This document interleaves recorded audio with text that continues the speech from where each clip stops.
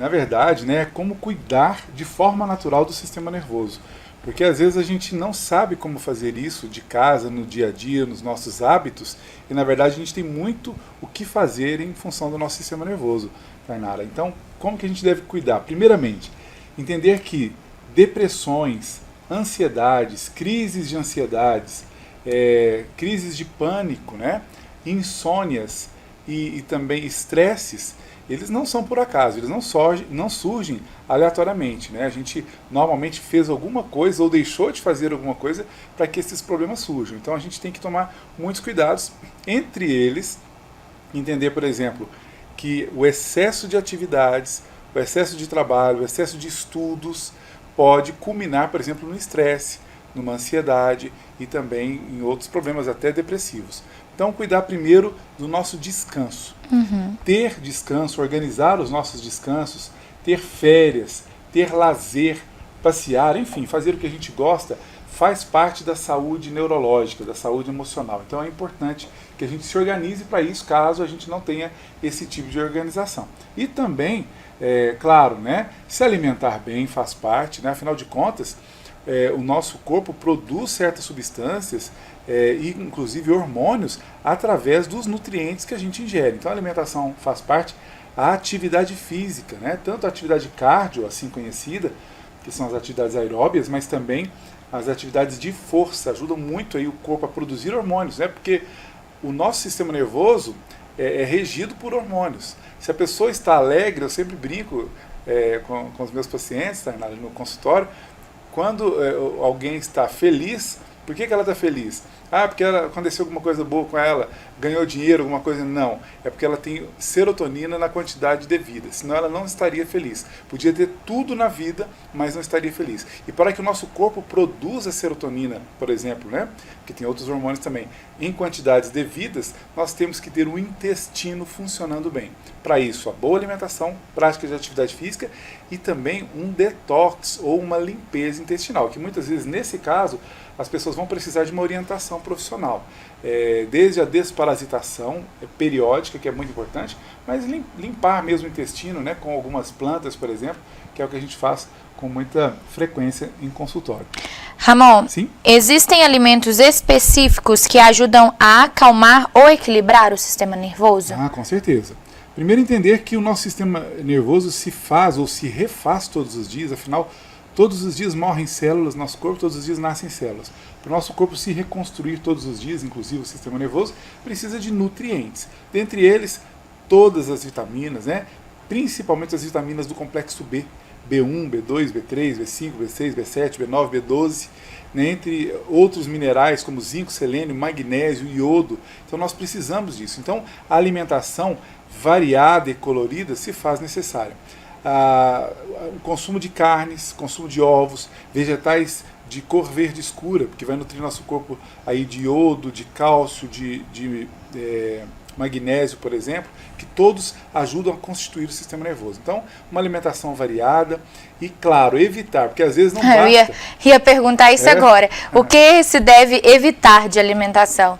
Porque muitos dos produtos alimentícios, né, é válido destacar que existe uma diferença entre alimento e produto alimentício, mas muitos dos produtos alimentícios, sobretudo os que são sobrecarregados de sódio, de glutamato monossódico, são os produtos, né, da indústria alimentícia de um modo geral.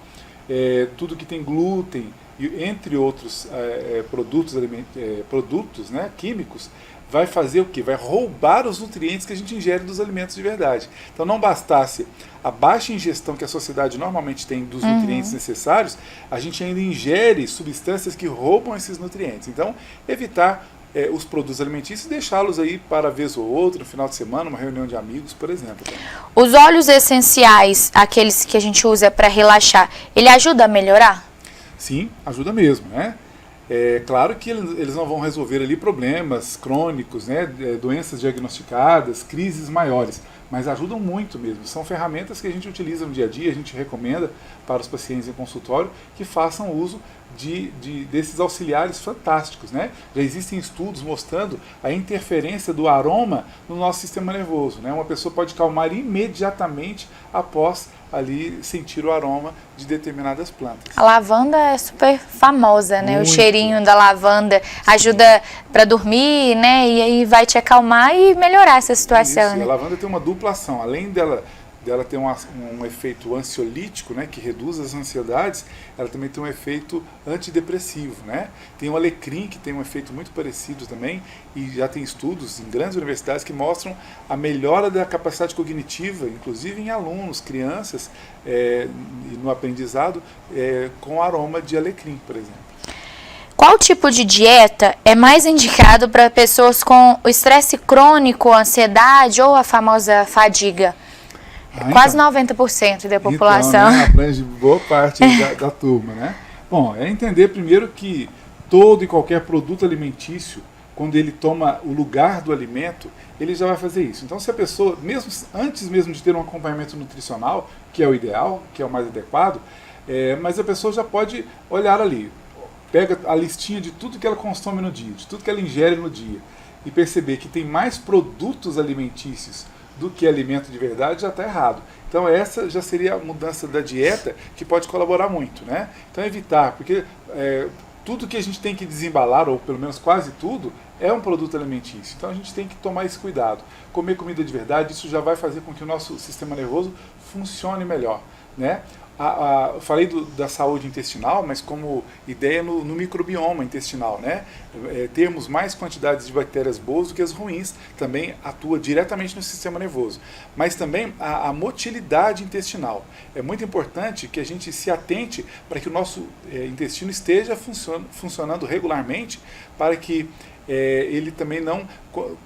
quando a pessoa tem um acúmulo ali do intestino, por exemplo, ela vai ter uma irritabilidade muito aumentada. Então ela tem que ter uma motilidade melhor também para que fique mais tranquila. Ramon, só para a gente encerrar, os suplementos, as vitaminas, né, igual você disse do complexo B, elas realmente ajudam e é sempre indicado? A pessoa deve tomar sempre esse tipo de suplemento? O suplemento em si, Tainara, eu acho que deve ser sempre feita por um profissional da área de saúde. Seja um médico, nutricionista, naturopatas como eu, a gente vai dar ali a dose adequada de acordo com cada necessidade individual.